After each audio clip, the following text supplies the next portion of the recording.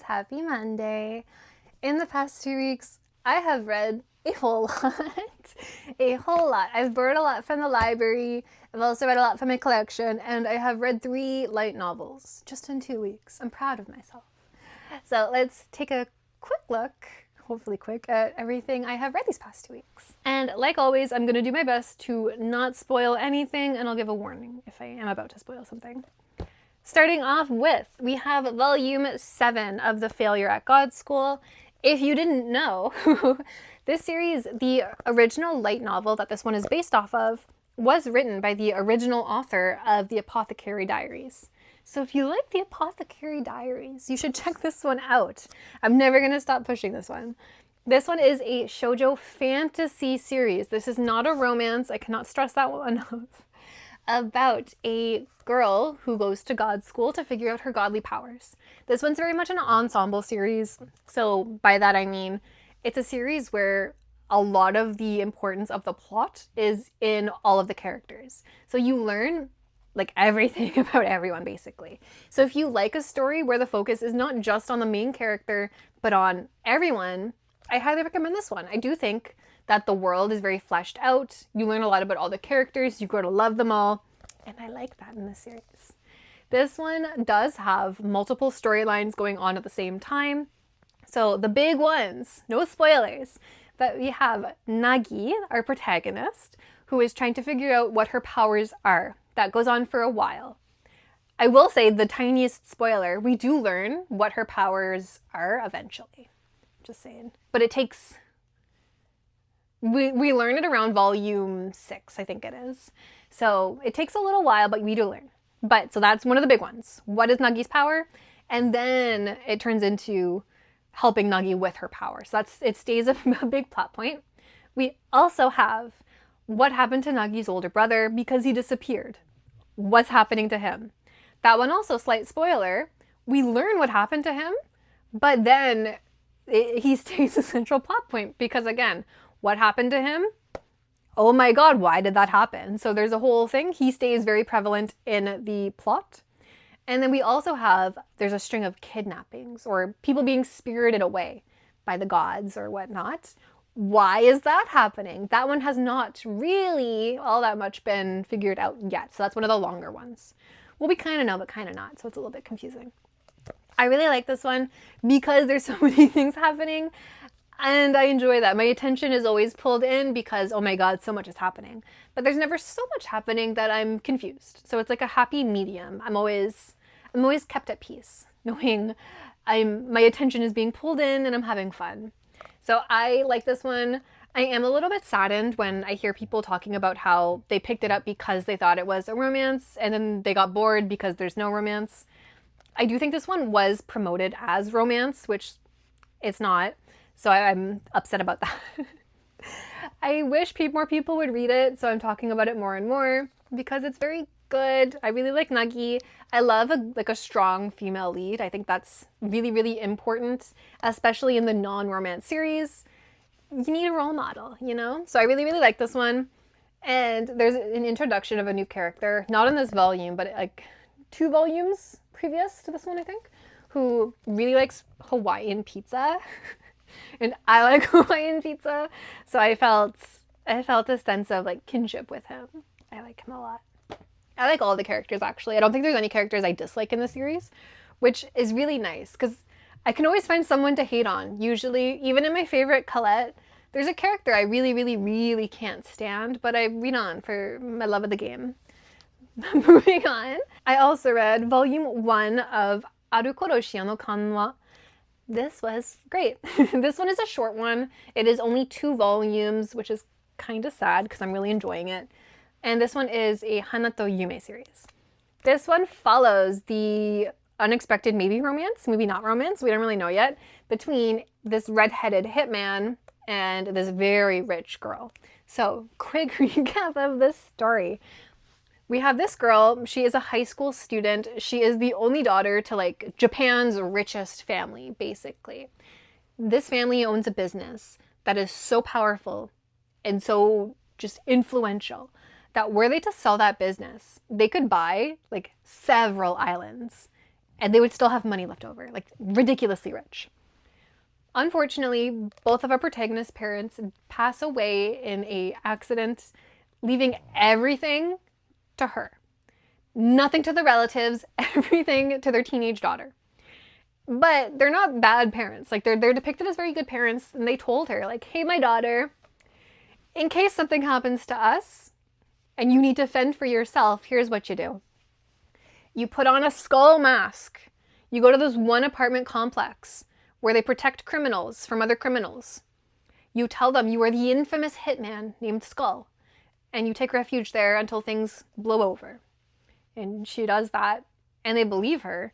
So they let her into this complex full of criminals. Also, how do her parents know about this complex full of criminals? But that's okay.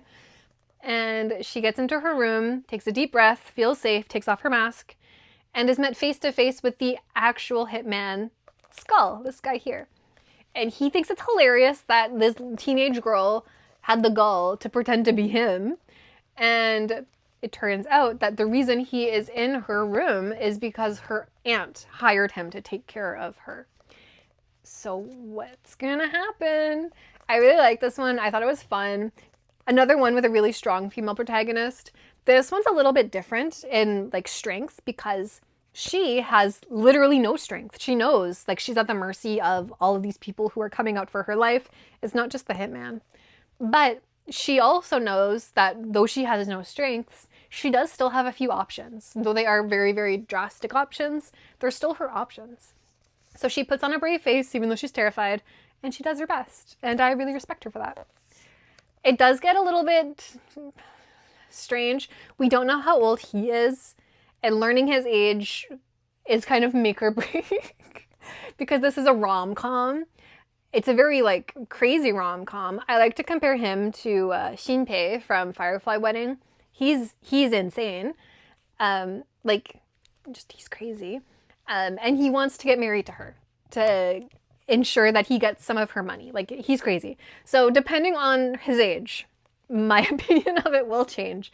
But as of right now, I'm pretending they're close in age, and I really enjoy it. I think it's funny. He's crazy and she's resourceful, and it's just really good. The next read was volume 1 of Okasanchi no Hikari-kun. This is a new one by Dessert. No English out yet, sadly, but hopefully soon. This one is all about the romance between the landlord's son, this guy here named Hikari, and the new tenant at one of his, I guess, mother's apartment buildings. This is a high school romance, so everybody prevalent is in high school. And it's just nice. This one is kind of like a grumpy ex-sunshine type of series, if you want to put a trope on it, where we have Hikari, who is very much, like, he likes taking care of people. He's like the quintessential older brother character, and I actually really like that. I like a nice male lead every once in a while, I guess. I need a break from the crazy. So this is really fun. Our female protagonist, Subaru is her name. She is very distrusting of other people after watching her father get scammed for all of their money, which is why she now lives alone. So she's really distrusting, but she's like 16 and living on her own for the first time, and also in high school. You kind of need the help. So she is very distrusting. He is very trustworthy, and their dynamic just really works together. It's nice. This one will be a slow burn. There's no romance in volume 1. It's mostly just them getting to know each other, which I like. If in a series, if the couple gets together in the first couple chapters, usually I don't like that. I need to see why they like each other. There have been a couple instances where I do like it. Think Mairimashita Senpai. They did that good. Very, very good. Or like even in the first volume, if romance happens, think Love, That's an Understatement, also did that very good. So like if it can be portrayed as to why the characters like each other quickly, then I'm on board. But I feel like it's very difficult to do. More often than not, I will dislike it because I will find something to complain about, apparently. My next read is a library borrow called Lonely Deaths Lie Thick as Snow. It's hard for me to say. This one is not one I would typically read because this is a crime drama. Think like crime/human drama series. Usually in my crime, I need horror. I love a good horror crime series. Think like Smile. That's more cult than anything, but in my eyes, it is also a crime horror series. Or I want something supernatural. This one's no supernatural. It's just crime and drama. But the way the story is told is just so compelling. I just really liked it. This one follows a mansion who used to be owned by this really, really eccentric man who would take in troubled youths and raise them. I don't think he ever formally adopted them, but they all saw him as their own father. But in this manner, like, so everyone, all of the kids who grew up there were either like horrifically abused, were abandoned, like they all had really traumatic pasts and no therapy. So while some of them turned out okay, some of them didn't. And one day at the manor, the bodies of like, I think it was like 15, like 5 to 17-year-olds were discovered by the police. And the man who owned the manor, who was called Dad by everyone, is nowhere to be found. The police instantly think like this crazy man obviously did it, find him. But a few of the children who had grown up and moved out of the manor before the tragedy happened all come together after not speaking to each other after leaving the manor, mind you. They all come together and insist he did not do it. And that's a little bit strange because they all say basically the same thing, even though they have no way, like they did not interact prior to that. So they all say the same thing. The police are like, it's kind of weird, but I still think he did it. So they really trust them. But this girl on the cover is one of such children who grew up and moved out. She and one of the investigators kind of team up, to figure out what really happened. Did he actually do it? She thinks it was one of the people who grew up in the manor. We don't know. I really liked it. I think the writing is very, very good. I love a good whodunit. I want there to be usually something fantastical or extra spooky, but the way it's written, I'm excited to read the whodunit, and I'm happy to keep reading. My next read is called Divine Incursions. I recommended my library get this one.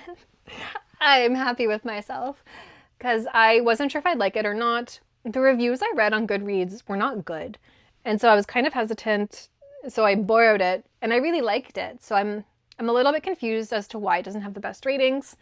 I think this is worth a read. This one follows. These two people here are what you would call kind of like paranormal investigators. So in this world, paranormal things happen. Specifically, really the only paranormal things involve the gods. So in the first chapter, the first mystery is giant body parts are falling from the sky like once a year. So think like arms, legs, eyes, organs falling from the sky. What's happening? So these two are sent to investigate exactly what's happening. But they are limited because they're human. And they're just investigators. They're not like superhero crime-stopping people. They're investigators. They investigate. So they go to the city. They figure out, okay, giant body parts. Why is that happening? And they investigate. And they do end up figuring out why it's happening. They write a report. They suggest what the villagers could do to potentially help stop it. And then they move on. So I do think the negative reviews were complaining that not enough happened, there's no action. What do you mean they didn't actually stop all the supernatural things happening? But to me, it feels really grounded in that, how do you stop giant body parts falling from the sky? Do you put a big net up and So I really liked how realistic it felt. There are some of, like, each chapter has them going to a new place and investigating something new. There are some chapters that are a little bit less fulfilling, I guess, than others. But again, they all feel really realistic, and I like that. I have not read a fantasy so grounded in quite a while, so I liked this one a lot. I was very, very happy with this one. This one I do think I'll be getting the light novel for, just because I am very curious to see where it goes. I do like the art style that's used, but I wouldn't be missing it if I ended up just reading it instead. My next read is Volume 2 of Bride of the Death God. I think this one is complete at 3 volumes. I'm not going to look it up because I don't want to spoil it for myself. But this one does have an English as well. This one, I'm not going to do any big spoilers, but it's about, we have a death god or a grim reaper. He is our main character. It's not the guy on the cover, even though he's beautiful. I kind of want him to be the main character, but he's not. That's okay. But we follow a Grim Reaper who he does not remember his life as a human. So he was human, passed away, became a death god, no memories. He really likes his job, like a whole lot. He really, really likes terrorizing humans. He'll go to a target's house a week in advance and say like, hey, I'm coming for you in a week. And he loves watching people get like full of fear and dread and I don't want to pass on, you know, because who does? But his target now is a girl named Ivy. And she has a very rare disease that causes flowers to sprout from her body, sucking up her life force. So it's beautiful, but really, really deadly. When he goes to her house to terrorize her with, hey, 7 days, she says thank you with a smile. And it's a genuine smile. And he's freaked out by that because why are you happy, you weirdo, you know? And from there, she doesn't pass on in 7 days. Spoilers, that happens in like the first 3 pages, I think. But she does not pass on. Why doesn't she pass on though? What's going on with those flowers? That's a really, really big plot point. In volume 2, we learn a whole lot about her lore, which was crazy. I loved it. I really, really like her character because she's a little bit tricky. She's very, very confident in herself, and I love that for her. So I'm really enjoying it. Volume 2 also introduces this beautiful guy right here. He's crazy, but I love it. So I'm kind of sad that it might be just ending in 3 volumes, but you know, it's okay. My next read is volume 5 of the Vampire Otaku's Love Bite. This one is by the author of Kami-sama Kiss. I liked Kami-sama Kiss more than I'm enjoying this one, sadly. I have been kind of falling out of love with this one, hence I'm very slow to read, but this one did kind of pull me back in this volume. I really liked his character specifically. I found his whole arc to be really, really touching because it talks about like you live so many years as a vampire. Like he's lived since the Shogun era. So he's lived a long life, no passions at all until he meets Hina. And he sees someone like almost as old as him basically who has a passion and loves life. And I just thought it was inspiring. I will say, I know this one's more of like a rom-com. I do not see Hina and the male lead as romantic interests whatsoever. And this is just a me thing, but I find the poor male protagonist, I feel bad for him whenever I read this, which is one reason why I stopped reading, because he is terrorized by all of the vampires, including her. Even though she has the best of intentions, she kind of lets him be terrorized, and I feel really, really bad for him. Even though she doesn't, like, she clearly doesn't realize she has a heart of gold. Like, I love her as a character. Like, I love her. But I just feel bad for how he's treated. Especially in this volume, I felt really bad. I know why what happens. I know why. And I'm not saying, like, it shouldn't have happened. I'm just saying I felt bad. And I feel like there's a billion things they could have done. And they chose the easiest one. Is what I feel happened. So I'm a little bit sad about that, but that's okay. My next read were volumes 2 and 3 of Victoria of Many Faces. I liked it. I am a little bit bummed that I'm caught up now, and these are library borrows, and I might forget to pick up volume 4 by the time it comes out. But I did really like this one. This one is all about a spy who defects into a different country and picks up this little girl here who is an orphan. She's not an orphan, but she doesn't have any parents. So she adopts the girl and they live their best lives together. I really like it. This one's very much like a girl power type series, which I love. So we see the former spy, this brunette girl here, teach her new daughter basically how to live on her own. Like, she doesn't need a man. The two of them can do literally everything by themselves. I love that. There is a bit of romance, but is not central to the story whatsoever. This one is all about girl power, and I like that. So yeah, I did enjoy this one. There is a light novel as well. I'm not all that compelled to read it though, because I do like the manga, so I think I'm just gonna wait, I think. I also read, borrowed from the library, volumes 2 and 3 of Gannibal. I am loving Gannibal so much. Stresses me the heck out though, my goodness. Even without, so this one, really quick synopsis. A police officer and his family moved to like the world's smallest, most remote village. And it's rumored that there are cannibals living at that village. Who are the cannibals, though? Why do they eat people, though? And the main residents of the village welcome them with open arms, except for this one family who's a little bit strange. But as things move on, who really are the strange ones? Are there really cannibals? There's just a whole bunch of mysteries. Volumes 2 and 3, though, even if this wasn't a mystery, cannibal, crime drama series, the residents of the town being the way that they are is scary enough for me. I was really, really stressed out reading this one. So we see the residents of the town, specifically one of the elders of the town, basically demanding that the police officer tell him, where were you last night? What were you doing last night? Who were you on the phone with? Just very, very demanding that he answer to the old man because he's an elder and he should know everything. Hate that.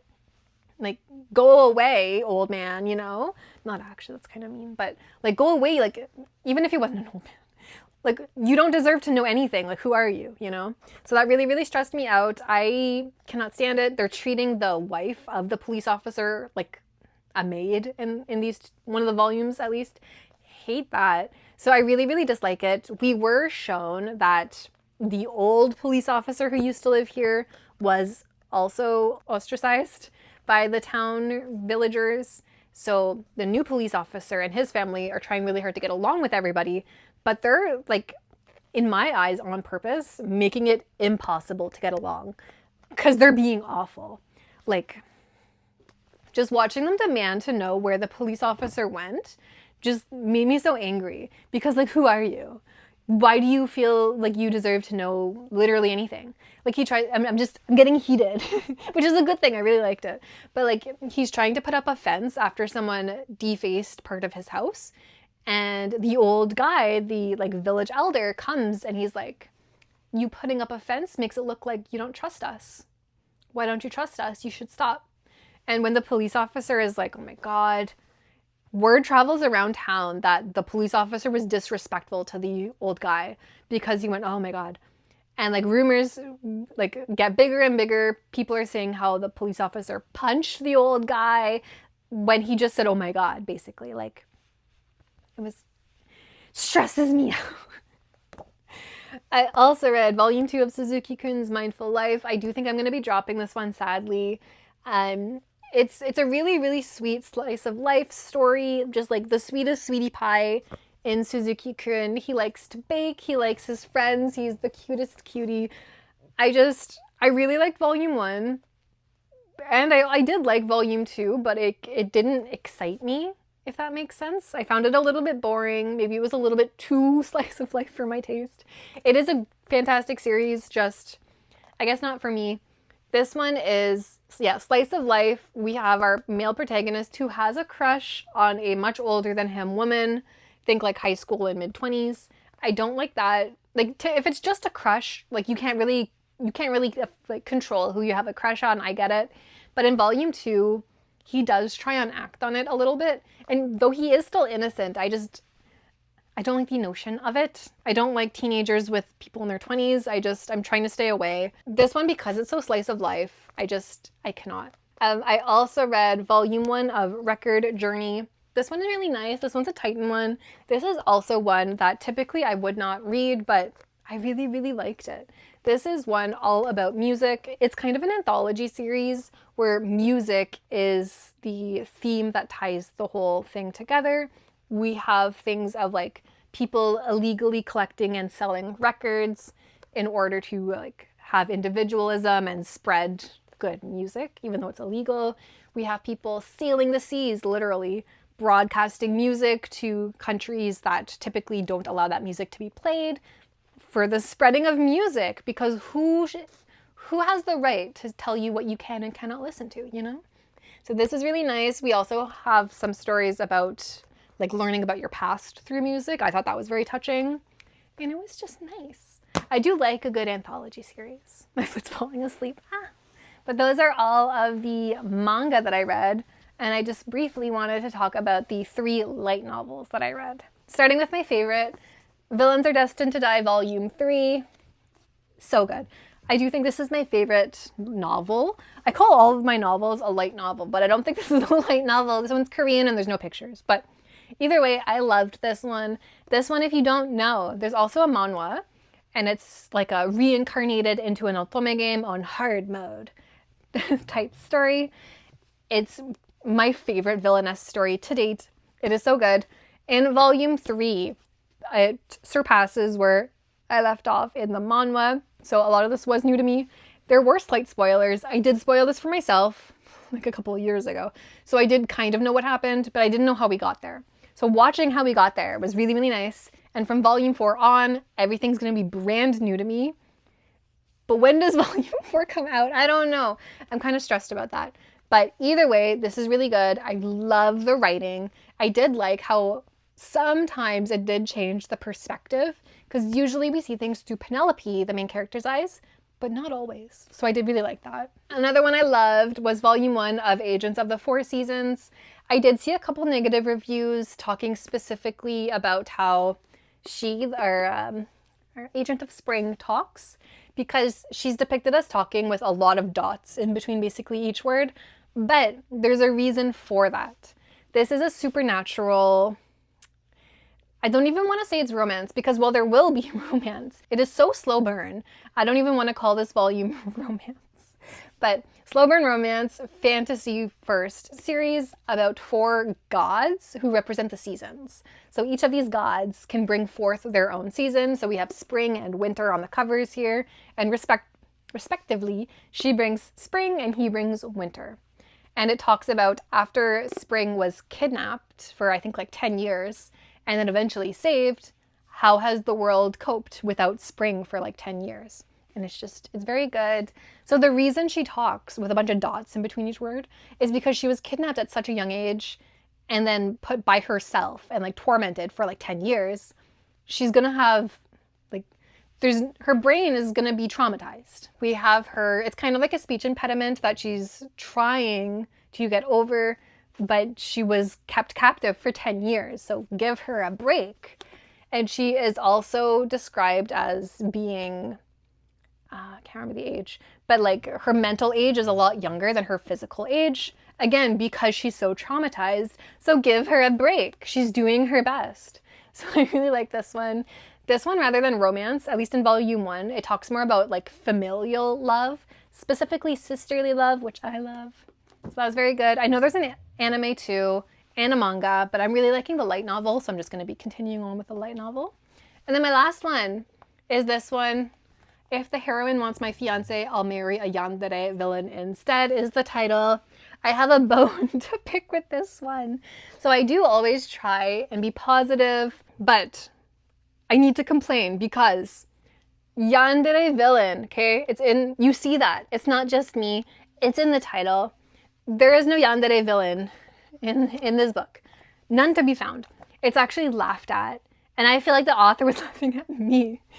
Because we have, this series follows a girl, she's reincarnated into a story where there's multiple love interests and a villain.